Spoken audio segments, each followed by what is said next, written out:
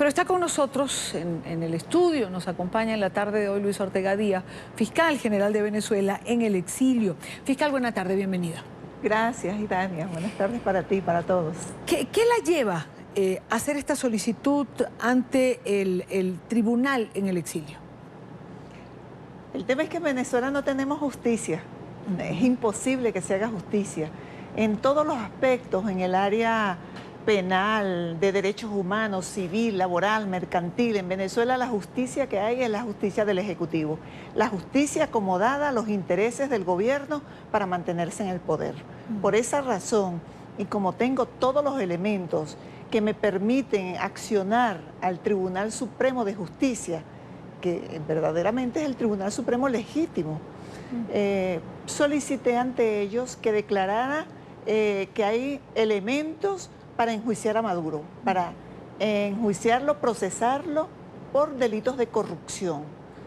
De acuerdo a todos los elementos probatorios que tenemos, tenemos la certeza de que Maduro está incurso en hechos de corrupción, sin hablar de otros hechos. Pero por ejemplo, ¿qué pruebas, entre todas las que usted pudo haber presentado, le resultan a usted irrefutables para hacer esta solicitud? Fíjate, claro, hay el origen de toda esta trama de corrupción, que es el convenio marco entre Brasil y Venezuela para obras de infraestructura. De allí comenzó todo. Y ese convenio marco lo firmó Nicolás Maduro siendo canciller. Pero ese convenio, para que tenga valor, tiene que ser aprobado por la Asamblea a través de una ley aprobatoria. Entonces, el Congreso, el Parlamento, tiene, en este caso la Asamblea Nacional, tiene la obligación de revisar que ese convenio satisfaga o defienda los intereses patrimoniales del país. Eso no se revisó. Sencillamente, Cilia Flores, que era la presidenta de la Asamblea en ese momento, y bueno, presumimos que hubo un concierto. Pero además de eso, nosotros tenemos todos los puntos de cuentas, todos los contratos y todos los desembolsos que hizo el Estado venezolano, firmados por Chávez y por Nicolás Maduro, que demuestran, primero, que ciertamente hubo una contratación de una obra con fundamento ese contrato marco. En segundo lugar, que se aprobaron los desembolsos. Y en tercer lugar, que se pagaron los anticipos y las valuaciones. Pero además, tenemos las experticias, el informe técnico de la inspección que se hizo a la obra.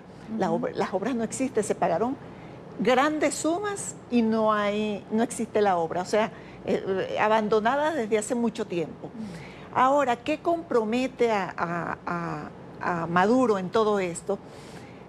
Porque cuando la campaña de Chávez, Odebrecht, a través de Lula da Silva, que puso unas interpuestas personas para que le montaran la campaña a Hugo Chávez.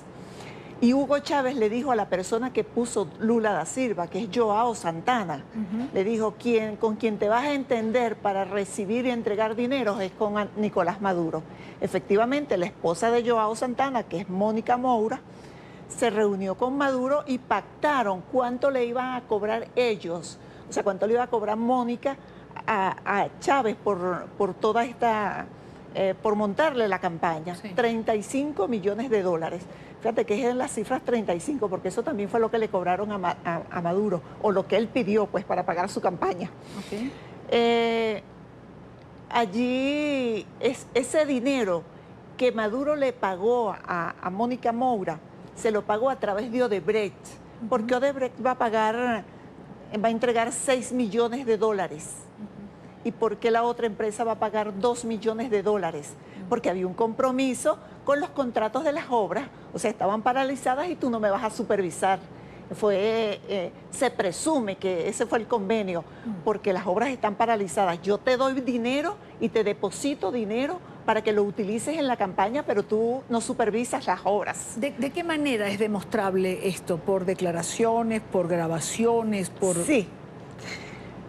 Tenemos en primer lugar la delación de 3 personas y la declaración de 4 personas, que son contestes en esto que yo te estoy afirmando. Es más, en Brasil fueron condenadas unas personas con fundamento a estos elementos de prueba que yo presenté en el día de hoy. Bueno, en Brasil, O sea que un ya fueron- expresidente como Lula da Silva pudiese ir a la cárcel por todo lo relacionado a Odebrecht. Sí, y tenemos en toda la región varios casos. Claro, claro. Perú, todo, o sea, sí. estamos. Y bueno, lo de Venezuela respecto a los demás países, como lo dije hoy en la audiencia, es escandaloso. Es mucho más grave, mucho más grande, mucho, bueno, usted lo ha calificado, escandaloso.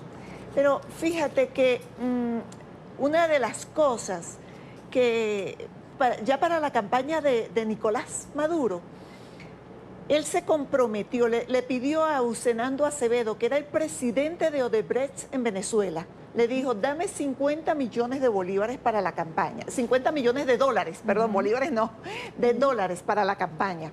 Y él le dijo, no, te voy a dar 35 millones de dólares, y efectivamente se los dio.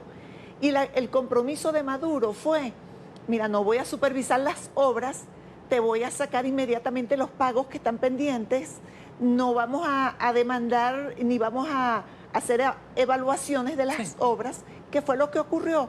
Maduro lo juramentaron el 19 de abril y el 4 de mayo, 15 días después, estaba aprobando los puntos de cuenta para el presupuesto, priorizó el pago de unas obras inconclusas, paralizadas y mal hechas frente a los problemas del país. Ahora, fiscal, esto queda en manos del tribunal, hemos oído a los magistrados decirlo, los magistrados estudian las pruebas que usted presentó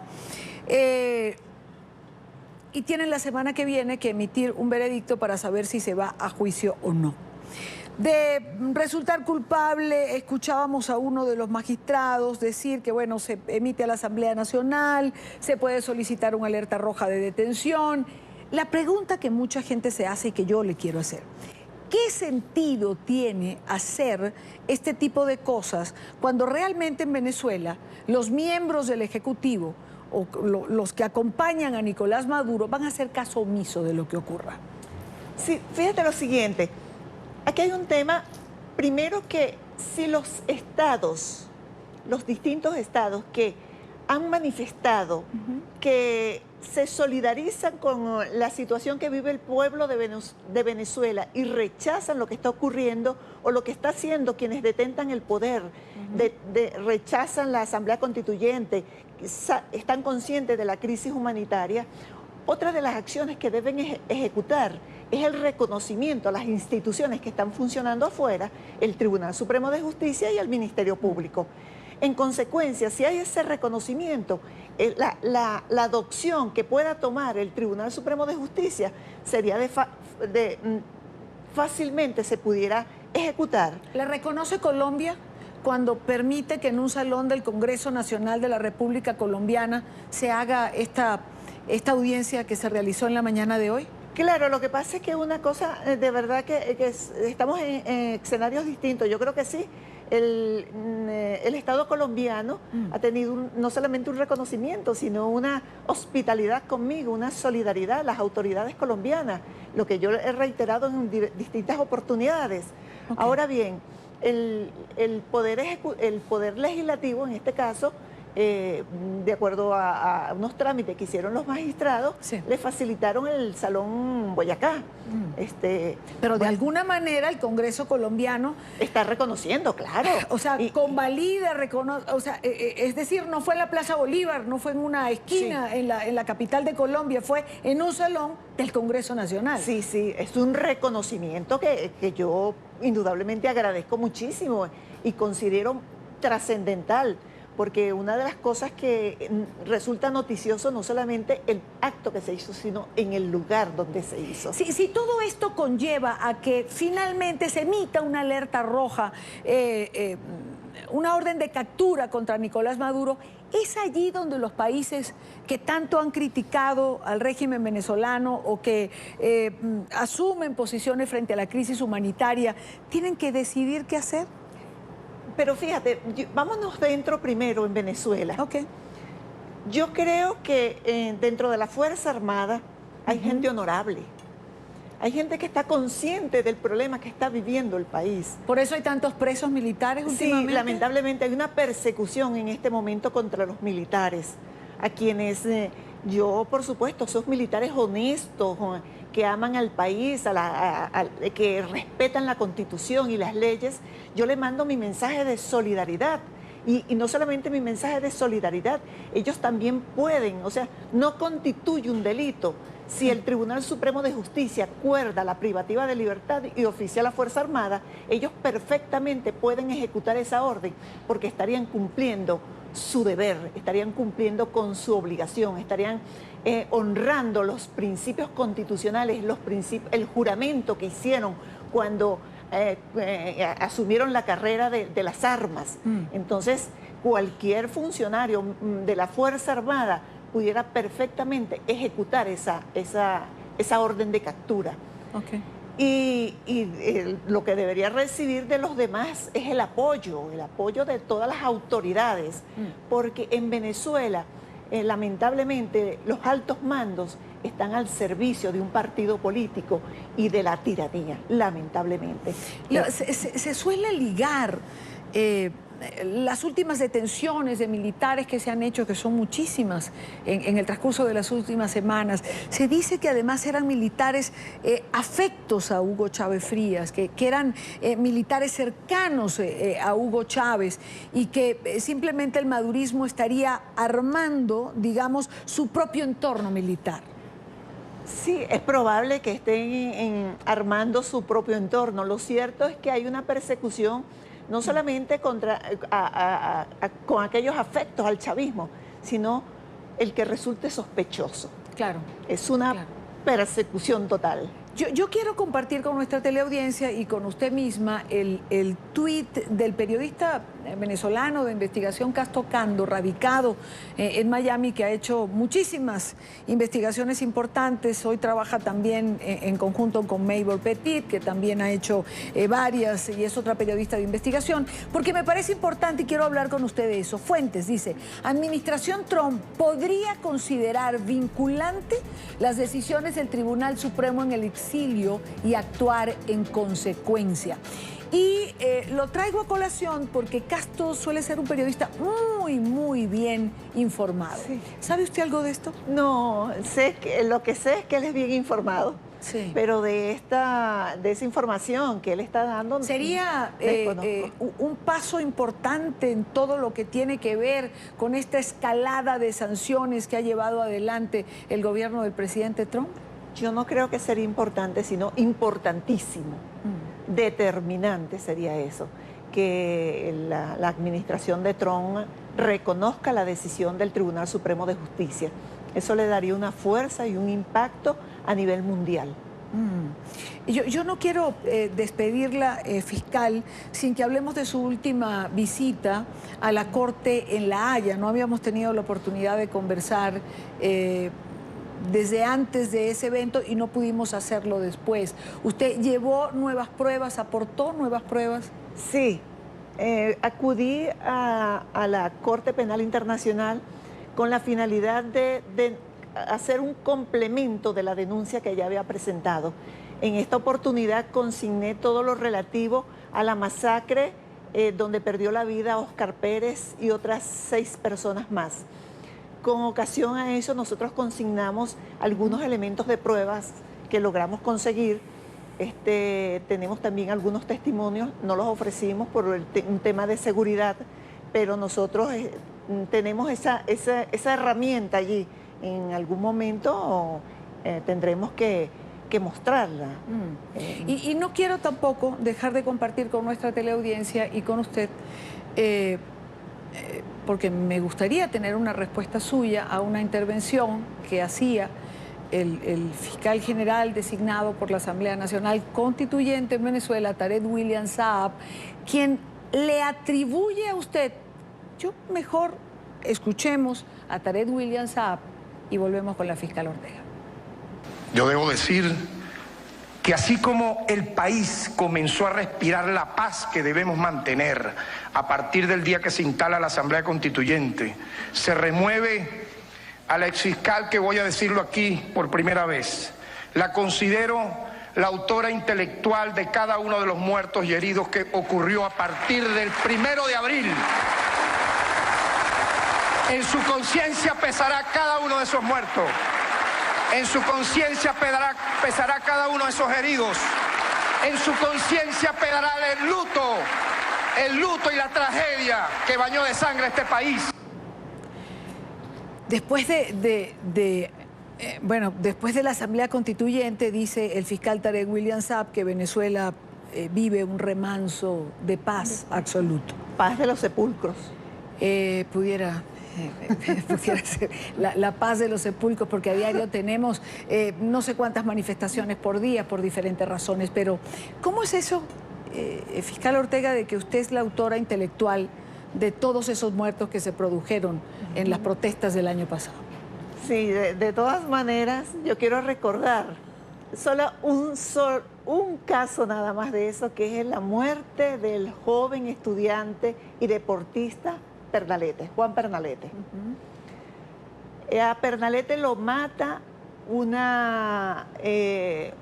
disparo de la Guardia Nacional, un cartucho de una bomba lacrimógena. Y sin que el Ministerio Público ni quienes tenían acceso a la información de la investigación se pronunciaran, la mala versión de Joseph Goebbels, que es Ernesto Villegas y Jorge Rodríguez estaban diciendo que lo había matado una pistola de perno. Yo los llamé y les dije que no siguieran diciendo eso, porque a Pernalete lo había matado la Guardia Nacional y ellos siguieron insistiendo en eso. Y usted ofreció una rueda de prensa, mostró las pruebas.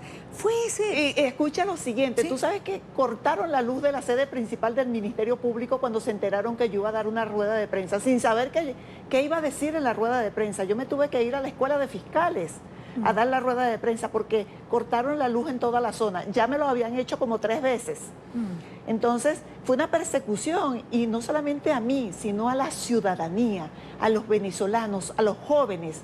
Yo no sé si tú recuerdas aquella imagen en La Carlota, donde los militares sacan armas y disparan contra los jóvenes, claro, que resultó uno muerto. Ellos, los militares en ese caso, estaban actuando por instrucciones del ministro de la Defensa. Están obligando, en aquel momento los obligaban, ahora es que yo me entero de eso, que obligaban a los militares de bajo rango a actuar de determinada manera, les daban instrucciones precisas, que atacaran a los manifestantes, que mataran a los manifestantes, que los agredieran, que los persiguieran y los aniquilaran. O sea que los responsables de todo esto, de todas esas acciones, de todas esas muertes, son los altos mandos militares, el ministro del Interior y Justicia, el del CEO, el del ministro de la Defensa. Esos son los responsables, el de la Policía Nacional Bolivariana, pero los altos mandos que presionaban a los militares y presionaban a los subalternos para que ejecutaran esas órdenes. ¿Su conciencia está tranquila como respuesta a Tarek William Saab? Absolutamente tranquila, muy tranquila. Y tengo un compromiso de lograr la democracia y la libertad de mi país. Estoy comprometida con los venezolanos, los que viven dentro de Venezuela y la diáspora que está dispersa por todo el planeta. Yo estoy comprometida, no hago otra cosa sino trabajar en función de la libertad, la democracia, recuperar los sueños, la esperanza, recuperar la salud, erradicar el odio. Ese es el compromiso que tengo. Terminamos por donde comenzamos. El Tribunal Supremo en el exilio, ¿tiene una fecha para decidir? ¿Hay una fecha particular o puede hacerlo después de unos días determinados o cuando bien... Entiendo que señalaron 5 días para adoptar la decisión. Pues en 5 días sabremos exactamente qué decide el Tribunal Supremo en el exilio y seguramente habrá muchas noticias más que comentar. La fiscal en el exilio, Luisa Ortega Díaz, gracias por acompañarnos como siempre. A ti.